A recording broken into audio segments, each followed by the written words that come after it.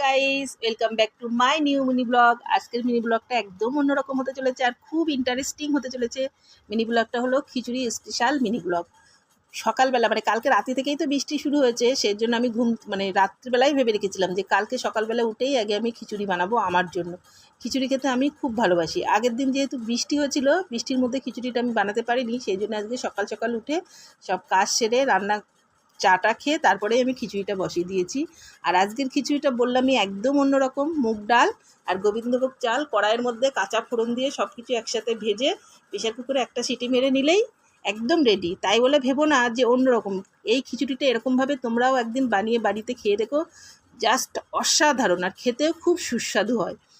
Pressure কুকারে city দিয়ে নামিয়ে তার মধ্যে ঘি আর গরম মশলা ছড়িয়ে দিলেই রেডি। আর এর সাথে আছে ডিম ভাজা, আছে গোল গোল করে আলু ভাজা, পাঁপড় ভাজা, আর এর মধ্যে তো নারকেল আর বাদাম আছেই। তোমাদের কার কার এরকম